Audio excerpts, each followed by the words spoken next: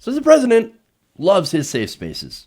This is according to a report from the New York Times. Although, if you've been paying attention to President Trump, you would not be surprised. Nonetheless, the New York Times took a look at how the president was isolating himself, not only inside an ideological bubble, as they mentioned, but in many cases he has been physically isolating himself as well. In fact, the newspaper had noted that Trump eats almost every meal in the White House or at properties he owns. Most likely at properties he owns, since then he can pocket the money. Then they noted about his presidential travel. They said his travel's been limited largely to red state campaign rallies with adoring crowds, brief appearances surveying natural disasters, official travel overseas, and a handful of forays to factories. Now, it's campaign season, so that's why it's a little bit weird. Like, wait a minute here. It is campaign season.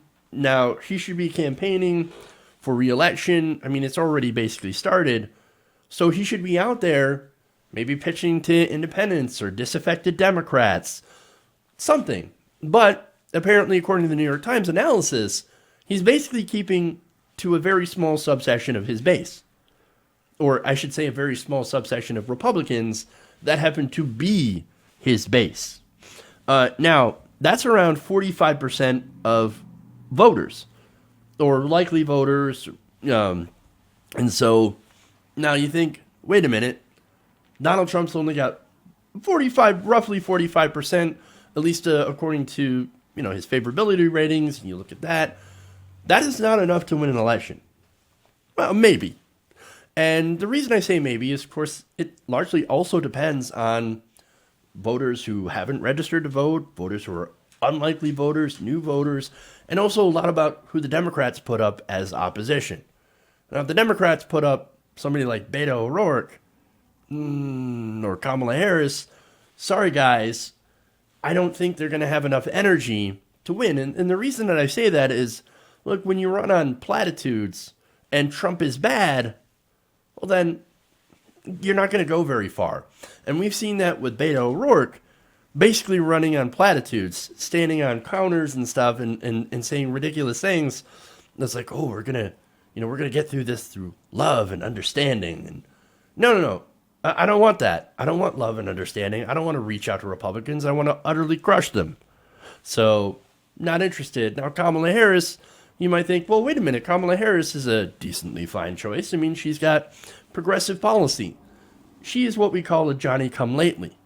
And so, on that, if you're thinking, no, Kamala Harris is great, don't forget she's got a few red flags in her record as a prosecutor, as a cop. I mean, there's a reason that people have this thing where they say Kamala Harris is a cop, because that's kind of what she is, and that she has come to these new policy positions rather lately.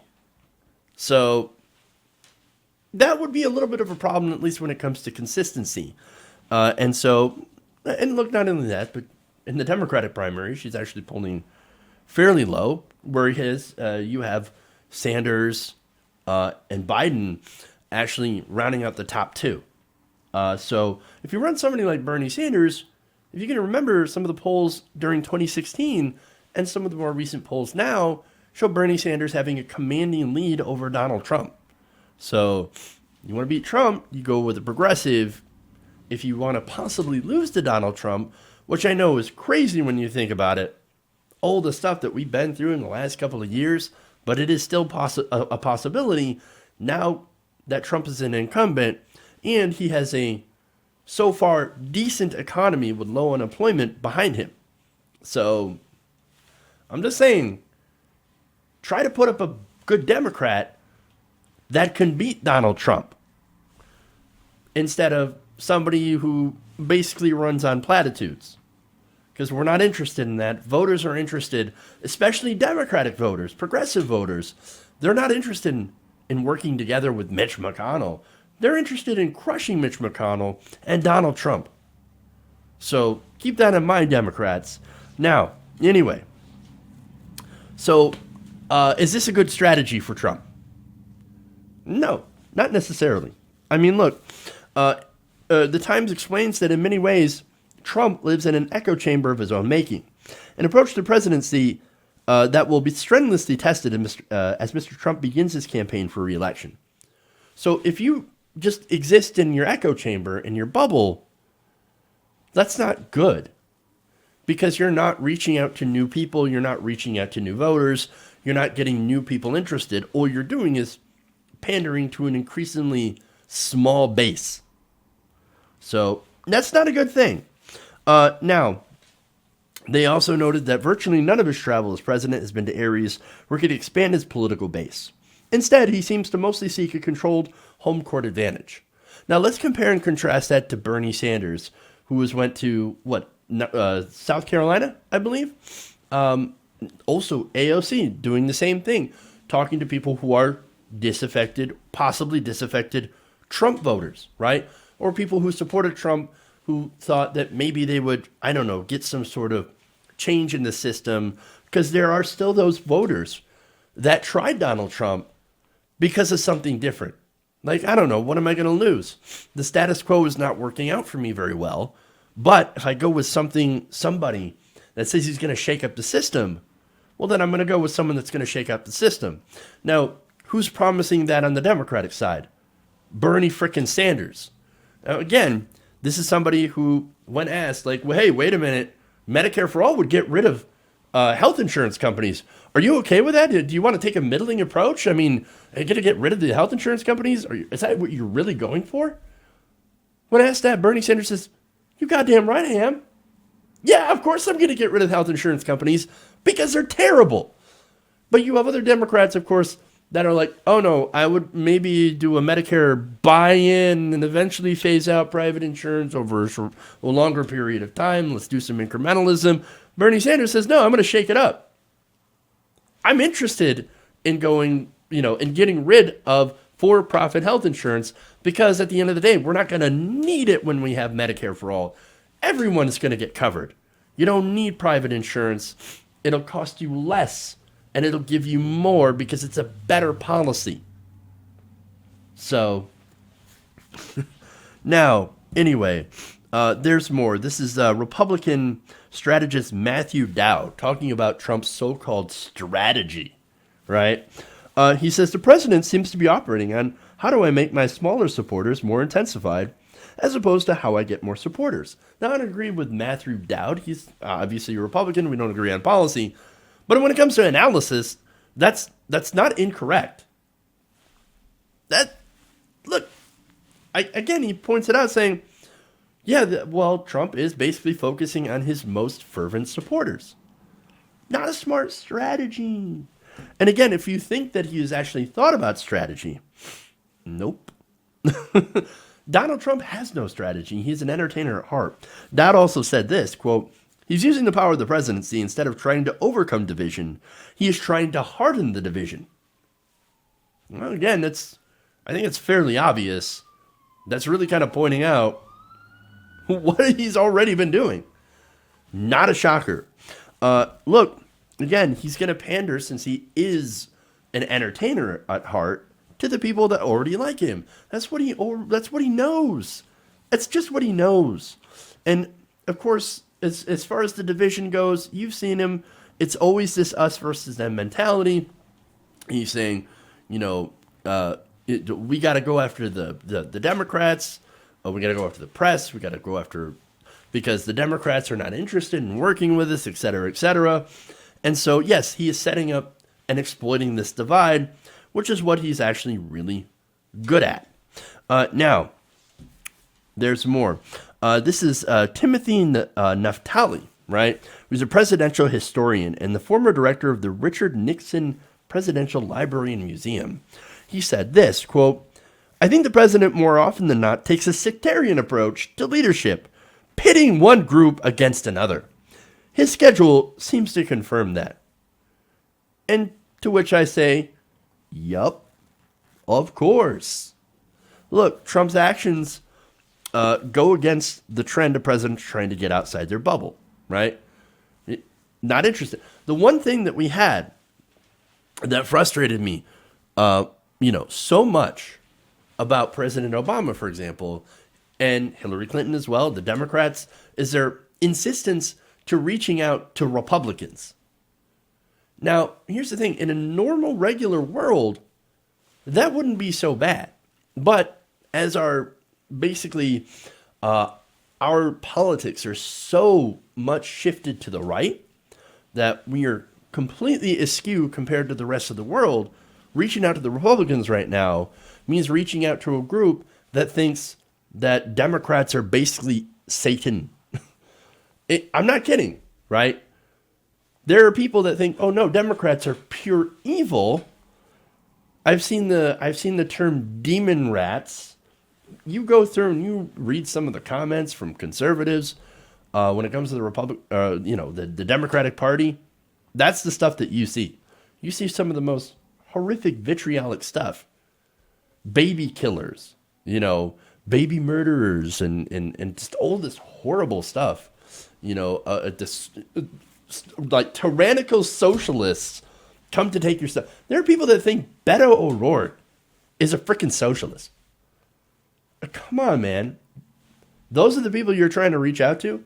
So I always, right now, I have a huge problem with people like, Obama and them trying to say, oh, no, we got to reach out to Republicans. No, you don't. You can't reach out to these crazy people since we have that Overton window shift. Now, when you actually get the Overton window back to what the true center actually is, where the majority of the country is, which is actually where AOC and Bernie Sanders are. And the reason I say that is because they are the center because most of the country agrees with them on policy. Over 70% of Americans want Medicare for all. Over 80% agree with the Green New Deal. I mean, it's stuff like that where there's the majority of voters, and yet you have Republicans out here, way out in right field, saying, oh no, we don't agree that the earth is warming. We don't agree with the majority of scientists, and we don't agree even with the majority of voters who say, yes, the earth is warming, yes, it is man-made, and yes, we actually have to do something about it. So that's where the Republicans are. And the centrist Democrats are just like, I don't know, man. We think we have slightly better ideas with them, but they're also actually really good. You should probably work with them. Here we go. Look, none of this should be a surprise to anybody, right? I know Matthew Dowd is out there saying, oh, can you believe it? Trump's isolating himself. He's not reaching out to the Democrats. In reality, that's what Republicans have been doing for a long time. They do not reach out to the other side. Again, most of the time, yes, there are Republican politicians, Trump included, who would say, oh no, we're the ones actually that are trying to protect Medicare, Medicaid, Social Security. But then you look at everything that they do, they try to cut Medicare, Medicaid, and Social Security. They try to undermine all this stuff. So basically what they do in an attempt to reach out to other voters is basically lie about things. Trump's great at lying. But unfortunately for them, we can actually look up the truth. We have this thing called the internet. We can literally fact check politicians in real time. So that kind of lies don't work anymore. So, but as far as reaching out on anything else, no, they're not reaching out to Democrats. So it's actually really hilarious, as I mentioned before, when Democratic operatives in the establishment says, oh, you got to reach out to Republican voters. Oh, but Jeff, don't you want more voters? Nearly half of all Republicans want Medicare for all. They want to take on corruption. They do believe in climate change. Yeah, but when the establishment says we need to court Republicans, they don't mean by doing populism. They mean by going more right-wing. They mean taking more fossil fuel money. They mean, taking more corporate donations and doing tax cuts for the rich. Whereas populism works, which makes me wonder if Trump will go back to using populism for the election and doubling down on his base. I don't know what's going to happen. I don't know.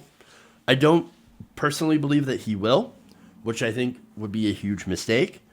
I mean, the attack on the ACA, which polls at 50%, is an example of what not to do. but because he has no replacement plan. And he has criticized single-payer healthcare. He called Bernie Sanders' plan, for example, Medicare for All, 70%, as I mentioned, a curse on the United States. Yeah. So not having a plan and lying about something that 70% of Americans approve of, that may fly for his base, which is basically says that anything that the government even touches, like the ACA, for example, is full-blown communism. That'll go well with those people, but not with independents who could lean to the Democrats. So I think Trump would be playing a stupid game here if he goes in that direction. And I think he would do that because he has no idea what he's doing. He's not a smart person. He's a dumb person. In the first election, let's call it what it is, a fluke. He had the benefit of running against the worst candidate the Democrats could have ran. I hope the Democrats are a bit smarter on this one and actually end up running a real progressive. If not, Trump could win again, and we can't afford 4 more years of this. Hey guys, hopefully you enjoyed that free video. Now I'm going to have to ask you a favor. Between the demonetization and the YouTube algorithm messing around with view counts, etc., we're having a hard time adjusting to the new YouTube reality, which is where you guys come in. See, we have a Patreon, patreon.com/TYTNation, set up to help us rely on you guys, the viewers, instead of big corporate ads. Look, you know the show. You know I'm not in favor of big corporations anyway. So help us transition away from relying on the ad model to pay the bills and sign up to be a patron, patreon.com/TYTNation. That goes a long way to help us keep the lights on. And you guys will know that you're supporting independent progressive media.